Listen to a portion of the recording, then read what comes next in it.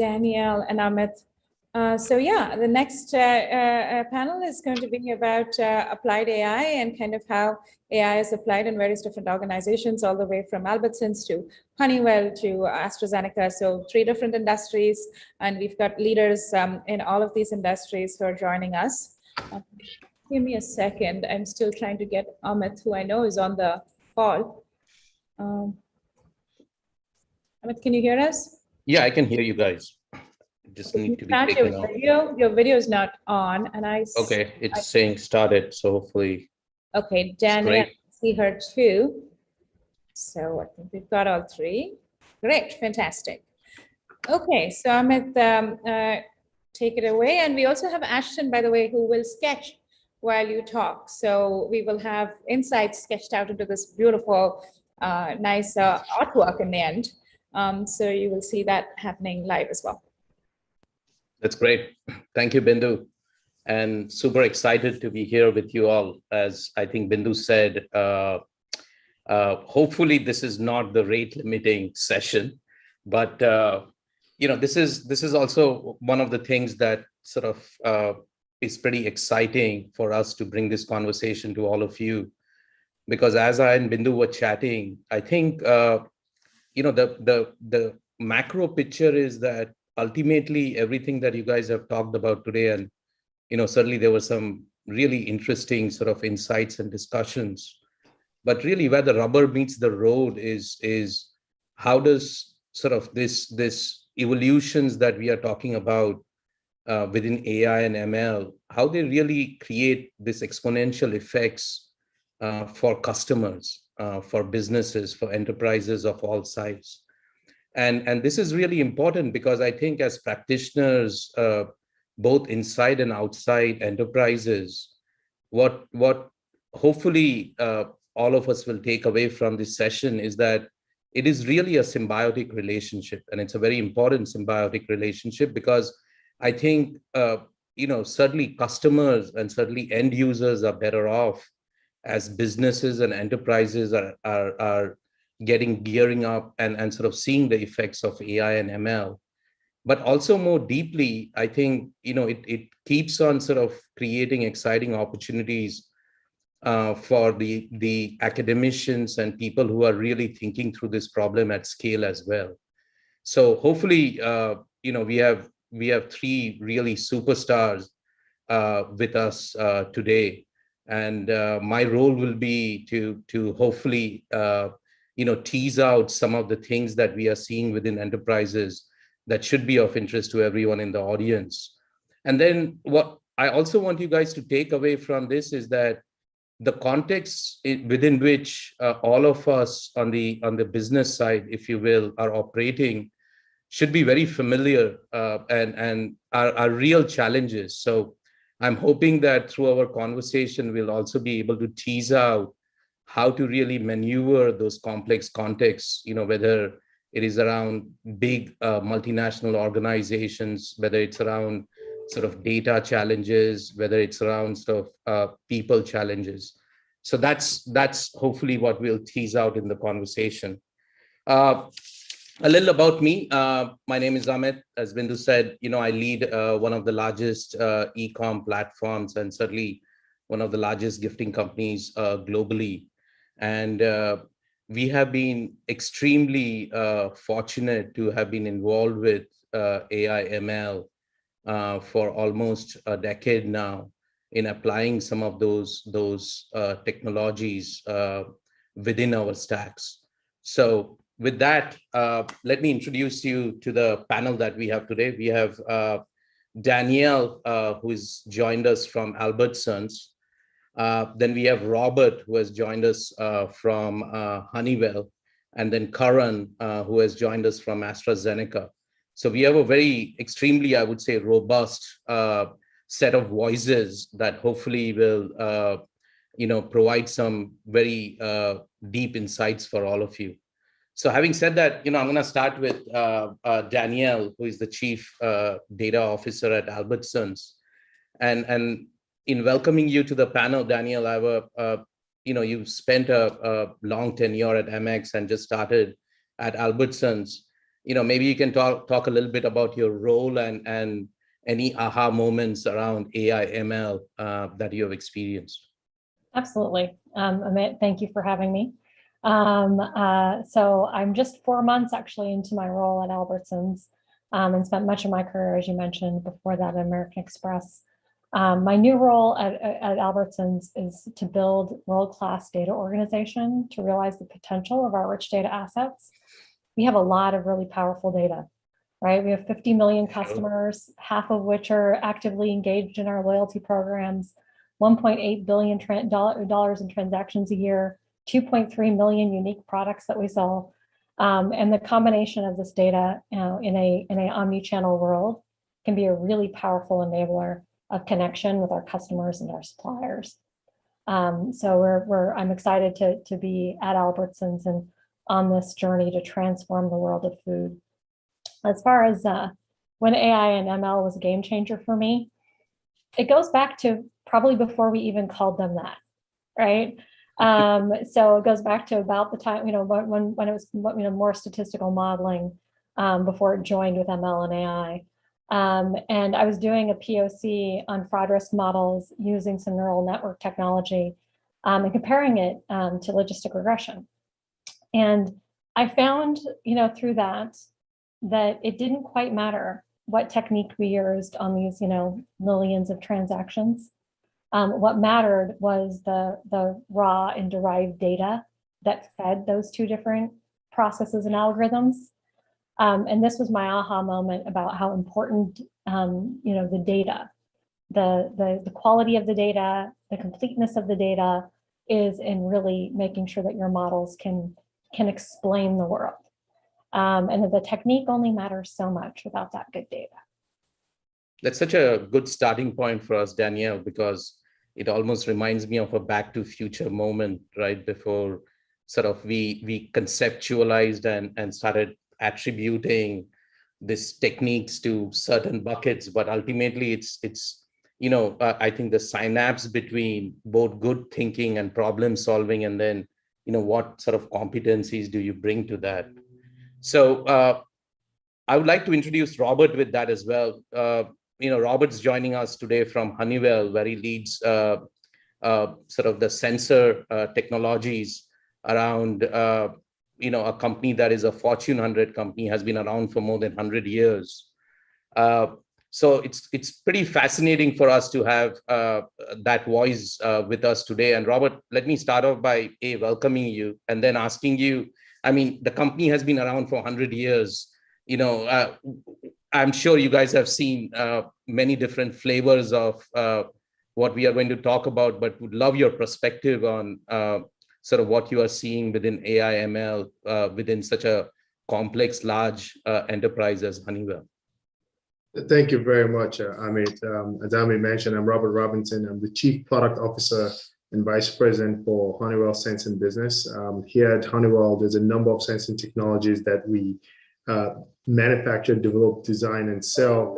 And some of those sensing technologies power everything from aircrafts, systems, scanning systems, automated warehouses for e-commerce systems, sensors that go into medical devices, automotive, different applications. It's nothing you think about in your day-to-day life that we don't have some level of presence or some level of impact in how we bring that to life. From my perspective, I think when I look at AI and ML in terms of the impact and the changes and the challenges like other technologies that have come in the past, interestingly, it's very similar. There are really three key things that drive technology adaptation, right? Or challenges. One of them is change. People are generally reluctant to change. In many cases, the introduction of some level of artificial intelligence or machine learning really means that you reduce the input of humans. And so the best reaction is fear of job loss or losing resources. The secondary aspect of it is around security. Every time you adapt new technology or new technology comes around, is around what kind of security impact does that have in the organization? Nothing unlike what we experienced with cloud technology. When cloud computing and cloud storage system came about, there was a lot of reluctance in terms of adaptation because of security concerns. Fast forward now, it seems like everybody's on the cloud and no one has any more security concerns per se, but we're facing that today in machine learning. And the other thing around it is around ownership and rights of the data, right? For companies like us that generate a lot of data from sensing capabilities and sensing, we generally, in our past, like you said, 100-year-old company, we've generally sold hardware, which is the sensor or the device, the transducer. And in this new world where we're trying not only to sell the hardware, but also to sell the hardware and the data that the hardware generates, there is a little bit of tension with respect to ownership. So when I look at it from just the similarity or the challenges that ML adaptation and AI adaptation faces like other technology, it's really those core three things, right? In terms of change, security, and also ownership of rights of data. I'm glad to be here. Thank you. That's such a great insight you have given us, Robert, because I think a lot of times the practitioners outside the enterprises sometimes do not appreciate, like you pointed out, security as a concern, and then this inherent tension between an existing book of business, the new emergent book of business. And I always joke that, it sounds great to put on a wall in Silicon Valley that run fast and break things, but in most enterprises, if you break things, there are consequences to that. So, really, really valuable words.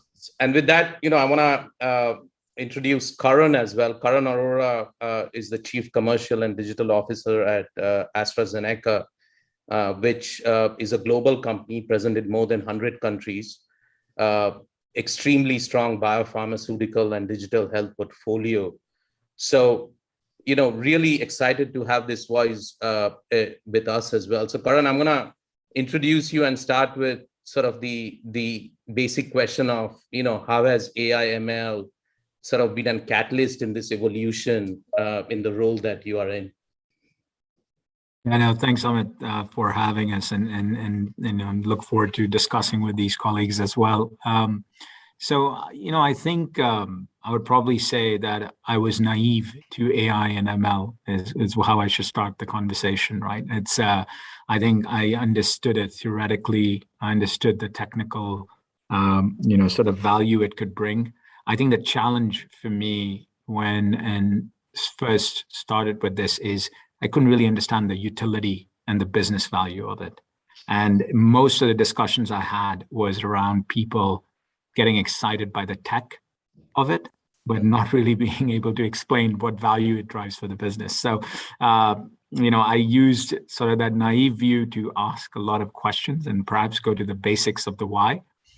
And, what we realized over the last 4 or 5 years is that, first of all, we would use AI randomly in conversations, right? So truly it was machine learning more than AI, and AI took time to build. I think the second, and Danielle sort of said this point really well, is data. And do we have the data, and how good is the data, and what is the richness and diversity of the data? And that was a really important sort of factor to understand. And then on the use cases, I think it was pertinent to see how the stability of the data was as well. So beyond the richness. So, we very quickly were able to isolate where this could bring value versus not. So in drug discovery is a great example. There we have vast amount of data. We understand the chemical sort of compositions, the biological compositions. It's easy to kind of train that data set to say what molecules are interesting for us to sort of evaluate and pursue and cut down some time from a manual process standpoint. So very clear use case, very clear value. Second was around simulation studies. So rather than using actual mammals to look at reactions, we know how mammals react to certain biological conditions, and we could train models to actually tell us whether or not it's even worth investing in that, and that cut costs. So it was a very tangible use case. And on the commercial side, omnichannel certainly is a very exciting area. I think orchestration is not as simple, and the data complexity around that orchestration across channels is also quite complex. So, we said, where can we start that would make it simple? And one area we could start is more in the machine learning front. You could train algorithms to say, okay, at least content prioritization in channel, we could do that. and that would generate value. So, you focused on that use case. And then finally, you could also do things like, improve segmentation, because segmentation models were quite archaic in terms of, big customer, small customer, medium customer with a few variables. And you could use machine learning there to actually build more robust profiles or personas or subsegments or microsegments to kind of say, okay, they don't all behave the same. And while we can automate the entire journey through AI, if we know there's segment variances, we could use that to actually define some, orchestration models that are still static, not as predictive, but better than where we are today. So I think those are, so for me, stepping back, I would probably fully echo what my colleague said. I think data was paramount. Being clear on how you generate value day one and selecting those use cases is critical. And the third is that make the problem really simple and try and remove the buzz from the technology, because the business folks really want to understand what value it drives. So that translation of, the capability, which I think Robert was saying, is so critical from data to like, okay, how does it apply to my business model? And if you can't do that, then, it's sort of lost. So those are three things I'd probably. That's such a awesome words of wisdom, because I think a lot of people in this audience will appreciate when I say this, and what both you and the others were suggesting is that, this idea of like either buzzwords or, very sort of arcane language used to describe and explain something. Ultimately, the distillate has to be meaningful in the internal context of a company. So I think, going back to you, Danielle, would love to understand, like, I really like what Karan was talking about, this idea of partnering, like starting, it's almost a land and expand kind of mindset, that you start with a particular problem set or a little POC, and then start to democratize sort of the utilization. So would love your, like, maybe war stories or perspective on, how do people outside the enterprises, how do they think about, landing and starting with the POC, and how do they help democratize sort of the utilization of AI ML? I'm sorry, you're asking me about POCs? Or just in general, like when you think about starting maybe with you said there's a rich, robust set of data at Albertsons, how do you really think about sort of, do you really think about attacking the problem small or finding appropriate use cases, or you're using a different sort of mindset in how to go about, leveraging more of AI ML stacks internally? Well, I think there's usually a couple of different ways that you get use cases coming to your team when you have an AI ML team. One is, I know I have a problem, and here's the size of it, right? You have those people who come to you, and then you figure out how to make that more efficient and effective. And then there's the other ones, which are, you do your own strategic analytics to determine what the opportunities are within the organization. So we have both of those going on simultaneously. And we're going to continue to grow that out further. But just as an example, like we had a small example here of, in our MFCs, our mini fulfillment centers, right, where we fulfill a lot of our digital orders, for example. We need to make sure that catalog is well contained. So we can't offer all 25 billion, right, SKUs, and that you have to think about what SKUs are you going to offer. And so in order for those pickers to be able to, pick the items in a reasonable amount of time and then deliver them to the customer within the customer promise window, whatever that might be, we need to actually determine what those items are going to be and how fast our pickers can pick them. So we have some algorithms that are built to design to basically say what items will we put in the MFC, what items will we make available in e-commerce for this particular window. And that was a use case that came to us, from the fulfillment team, saying we have an existing problem that we think you can help us solve through data. That's such a fascinating example, because in our sort of business also, we have more than 5,000 local florist locations, and where we are also trying to predict out without knowing, in the local market, what floral varieties or stems they might have, that gives us the best chance of getting that order fulfilled, right? So I think the if I tease out sort of your insight, it's very valuable, is to be very open to all sides in terms of, that sometimes it is coming from grounds up, like you are saying, from the team facing that problem in situ. And sometimes it comes, the board has decided we need to have this competency, or we need to solve this customer problem, or what have you, that it can come from top down as well. And Robert, it would be very interesting to sort of get your perspective. I know you have been working on a number of sort of implementations of AI within Honeywell and the sensor sort of portfolio that you lead. Would love your perspective on, like, especially with IoT and other surfaces, is like how should sort of people outside the enterprises think about the evolution going on within complex companies such as Honeywell? Yeah, I think from our perspective, I think we view ourselves as a very unique player in this space. If you take a step back and you think about, AI, ML, the fundamental thing that is required to basically even engage at any level is data. And one of the fundamental things we do in terms of manufacturing sensors is enabling data collection. I mean, every sensor we manufacture fundamentally collects data or enables data collection in one way, shape, or form.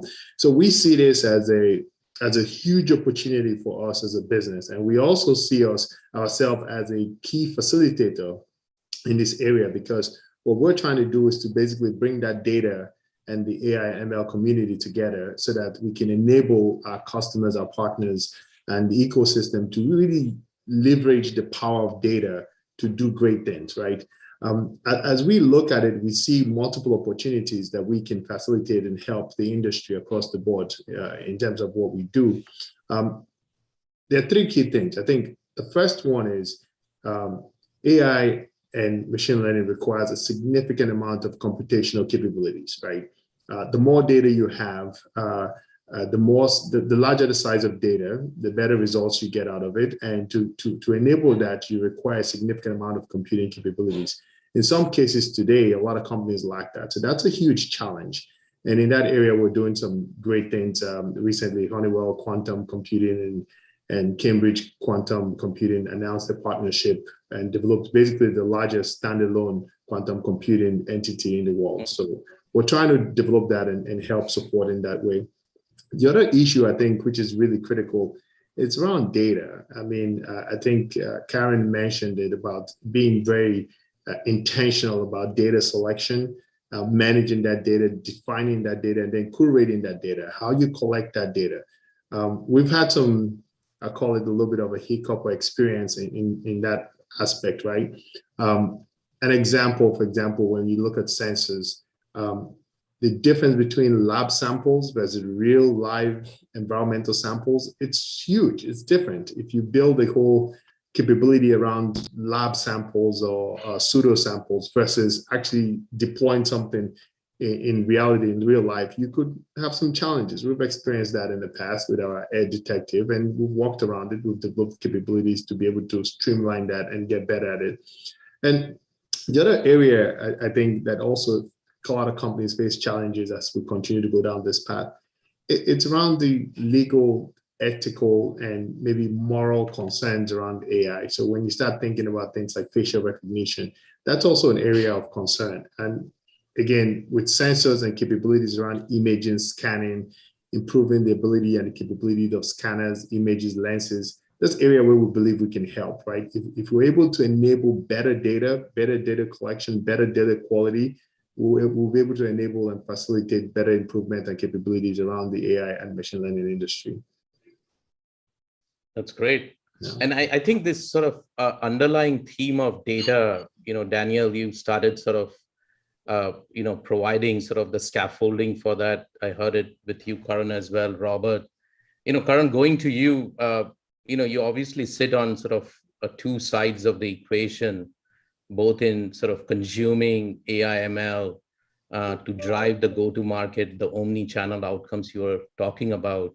as well as evaluate that in sort of the digital health and sort of the investment perspectives, right? Would love your perspective on sort of, what do you see about data from this dual vantage point? Are there any sort of lessons learned that we should all be collectively be thinking about? Yeah, no, it's a great question. And, I think Robert said something that triggered a thought that perhaps I can share a perspective to your question on is this lab setting versus real world setting. For digital health, that's a great, angle in terms of where we are actually focused. So if you think about it from a clinical trials perspective, you get a lot of patients and you see subsegments and you see how they react to certain molecules or therapeutics. But then when you launch the product, it's under a very specific window of, indication and use, whereas you have data on other patterns you had seen within the clinical trials, but that's not really privy to the commercial world. In the commercial setting, it's really focused around one use case that the product's being launched in, and that's the therapeutic area. And, for digital health, surprisingly, what we see is the same patterns. I shouldn't say it's a surprise. In the real world, you will actually see the same patterns, only exacerbated. But, we don't really guide the clinicians or the patients on what to do with those patterns. So one immediate value that we're trying to do is, when you think about remote monitoring or digital health platforms, is when patients start submitting their symptoms or reported outcomes that are clinically validated, or devices from which we're collecting data, biometric sensors, et cetera, that are submitting into the platform, we can actually build an existing data set from the clinical trials and cross-reference that data against that clinical trial data set to say, are we seeing similar patterns? And does that mean we need to flag to the clinician a different therapy or treatment regimen? And I think that leads to a level of personalization where you could potentially deliver better outcomes on your therapy. So it's evolving. I think the challenge is that, and this is back to what Robert's saying, it is indicative, but it's not finite. And what I mean by that is that, real world data and how it behaves versus what you saw in a clinical trial, which was very specific criteria and controlled, is going to be very, very different. So we have to leave. That's where, machine learning and AI algorithms really help, because you have an existing data set, you're mixing new real world data sets, and then the algorithms in there that you're using to try and identify patterns, that you can refer clinicians to. You can use AI to continue to refine those algorithms using the real world data. And that's how your model then eventually becomes better. So that is an area that I think, how the internal, external worlds are blending, and we're using our existing know-how and data sets, which are quite rich, to then use that as a starting point to build richer algorithms using real world data versus waiting for real world data and building large data sets. So what we realize is we already have a starting point. Let's start there. So I don't know if that answers your question, but that's a very good insight, and it dovetails into sort of and we are going to try to bring this to a close. But one of the questions that jumps out from that, this real world appreciation of sort of what happens in sort of the test tube in situ, how is it being observed, how is it being sort of propagated internally, understood, interpreted, right? So how does a large company like Albertsons, going back to you, Danielle, keep sort of up with this rate of change in AI? How do you think, as you sort of, start your new mandate, how are you thinking of keeping up? I know I suddenly, I'm always feeling I'm behind the 8 ball in terms of the rate of change. So how do you manage that as a leader, as a practitioner within such a complex internal setting? I think that being, there's no, shortcut, right? In this, you got to be connected to the outside world continually, and working with partners, like Abacus, right, that are deep in, in this space every day, and being engaged with, academia and conferences, staying close to, the new open source algorithms in the various disciplines. It just has to be part of the day-to-day work. of a data science organization to continually educate yourself in the space. If you're not reading, you're not learning, right? So I make sure that I'm reading something in this space every other day ish. Wow. Right? Like and because otherwise you're gonna get left behind. So this is also a reminder to all the paper writers in the audience, please provide the right abstracts. Please. Yeah. That's very insightful. I really appreciate your idea also about sort of shortcuts and because a lot of times internally, I think, people who might be thinking about practitioners internally think that, all we have to do is press a button. But, it's a lot more complex, and it's a lot more sort of collective maneuvering than sort of is appreciated sometimes. Going to you, Robert, sort of last question, how do you grapple with sort of decision making, in such a complex sort of multi-stakeholder environment, and what advice do you have for sort of other decision makers to accelerate this adoption of AI and ML within, really complex, I would say, internal environments? Yeah, a very, very interesting question. I think fundamentally, like any business decision, I think a true kind of, problem statement, whatever it is you're trying to solve, needs to be very clear. The other thing around it is you have to build a strategy around it. This is not a sprint. It's kind of a marathon, right? It's a long-term investment. It's a company-wide approach. You cannot do it in an isolated situation alone. You kind of have to build a structure around it. And when you take a look at it, my biggest advice, and this is from experience and our lesson learned within our own organization, is it's making sure you have really clear strategy, sound and compelling cases or applications where you want to go try this, making sure you have the right resources, particularly around data scientists. A lot of companies don't have data scientists, and they want to jump into this field or jump into application using AI and ML with really no background or no understanding of what it means. So plug in here for data scientists. They're probably your key to success. Please hire as many as possible. And the other thing about it, it has to be part of your MOR or your MOS or your management operating system, whatever you use. It has to be part. It has to become part of the culture. It cannot be viewed as something outside of the organization. It has to be part of the operating structure of the organization. Fundamentally, if you don't do these two things, I think you most likely will make mistakes, or you will find it very challenging. So the way we've done it here is it has become part of what we think on a daily basis, or how we think on a daily basis.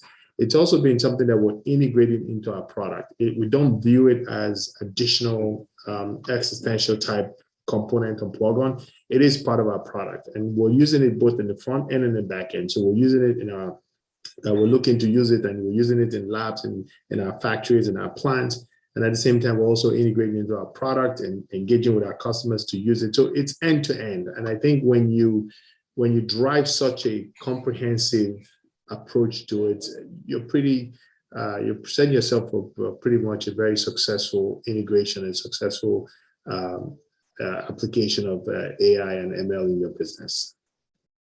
Those are really sort of, I would say, from the trench words. I really like sort of this thought of having thought through the end to end. Yes. Although I think, I joke, like the next person who gets to apply for data scientist job and accepts it will get free flowers for life, since that's the most difficult thing to, and maybe even free grocery deliveries and pharmaceuticals to go with it, because it's such I think it's a collective challenge that I think enterprises face. And that's why I think, to Danielle's point, it's really important to work with partners to keep accelerating, because it's a non-trivial sort of, I think, talent challenge for companies of all size. Certainly sort of large companies with and sort of medium-sized companies as well. Karan, I'm going to end with you. Certainly in pharma, I have a lot of friends who always tell me that they are awash in data, but it's always difficult to maneuver with a lot of different constituencies, the regulators, sort of, the motivations of consumers and sort of their privacy, health privacy, the consequences of it. But, what advice do you have for people facing sort of equally internally complex environments? How do they maneuver and learn from your experience in bringing a lot of this AI ML practice to life within enterprises? Yeah, I think Danielle and Robert did such a great job. I think those were really good pieces of wisdom. So I think the only thing I'd add to that is have a start small, scale fast mindset. Once you have your use case established, really be diligent about showing value quickly. Because again, if you, I'm thinking just from a business sense, if you spend too much time on the problem without actually showing what your value it's driving, then it becomes something forgotten very quickly. And if you look at a business model that's mature like ours, to be fair, the business hasn't changed in the last 4 decades, right? It's the same model. You build drugs, takes about 10 years. You have a strong commercial engine, product comes in, and it's about share of voice and access in terms of reimbursement, and you grow sales. What's changed in the business model is it's evolved, right? You're using data to do that much better. And that's where AI and ML plays a role. So when you go to a business person, don't go and explain to them the transformative nature of what you're doing. Explain to them the evolution of the business model, which is it's the same business model, but now you have more information. You can do it better. So why wouldn't you? And then prove it. So I think keep it simple, start small, scale fast, and don't make it any more complex than that, and you will get scale. Enough complexity to begin with. Thank you, Karan. That was such a robust discussion. Look, I learned a lot from this conversation. I feel like I have some compatriot in arms in terms of being in the trenches every day, trying to think through AI ML. I think people in the audience will also relate to, hopefully to some of the lessons learned here and pieces of advice. Would love to open it up to audience questions if you have any, Taylor and Bindu.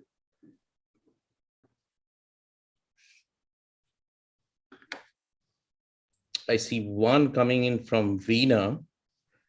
How applicable are the open source platforms coming from web scale companies to the average mid-size or even large companies? Danielle, maybe I'll start with you, or Robert, go ahead. I think it depends, right? It's sadly the answer. I know, Veena, that's probably not what but it really does depend on the open source and what problem it's addressing, and whether that problem it is addressing is, a problem that can be used commercially to solve business problems. So it depends. Yeah. I think our second what Danielle just mentioned, it depends, right? The biggest thing about open source is generally security, right? When people hear open source, particularly in corporate world, it in a sense, and I must say I'm very careful to judge, but in a sense, when you hear open source, it's two things. It's security and it's data ownership, right? Who owns the data? Who controls the data? So there are applications, there are use cases where open source is amazing and do great things and are very scalable in terms of use. And it could also attract an ecosystem if you're partnering with partners or customers or driving partnership across different entities. I think it's great.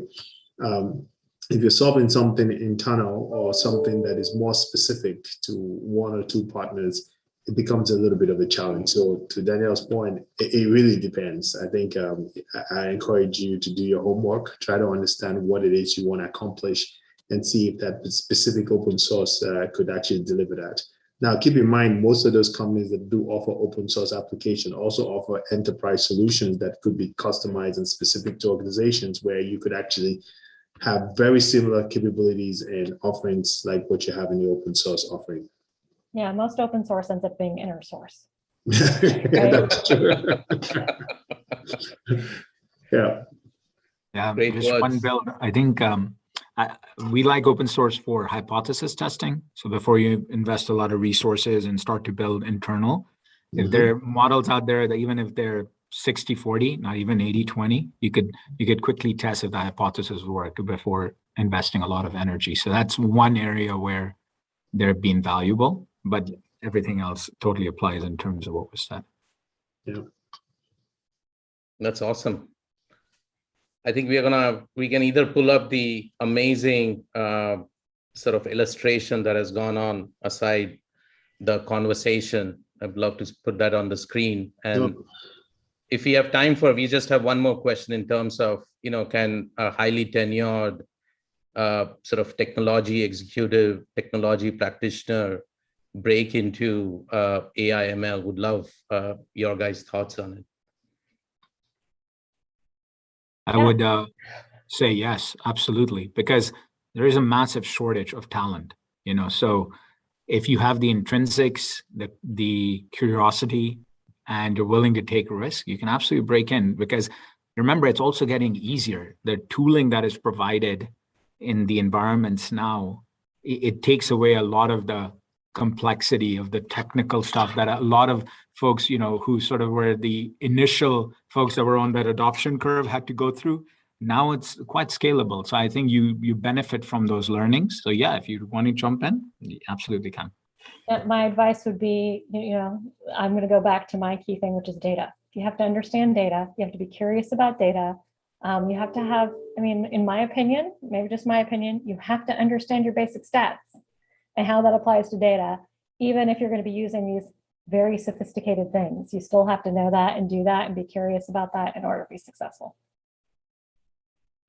Yeah, we have started giving ourselves a little regression exam for all analysts, because it's like, you need to know the coda in order to be accepted into the code, right? So I think those are very sort of two very valuable input points. So I think, Bindu, I think this is all that we have time for, but this was a fantastic conversation. I really appreciate sort of all three of you sharing, really both leadership principles for us and also what you're observing and sort of living out on a day-to-day basis. So I've certainly learned a lot and really humbled by all of your experiences. So appreciate you spending time with us today. Thank you. Bindu? For sure. Thank you, Danielle, Robert, and Karan. I think we're very privileged to have, representatives and thought leaders in these various different segments come and participate in this conference. So very much appreciate your thoughts and insights.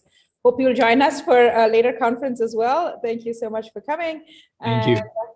Thank you for for all the audience who participated. I know it's been actually, this was a longer kind of a day than most of our other conferences are. It was 7 different sessions. So I'm actually pleasantly surprised that we had quite a few people staying on for all the sessions. And last but not the least, I thought this was the most interesting session in terms of applied AI. So thank you so much. Thank you and bye. Thank you. Thank you.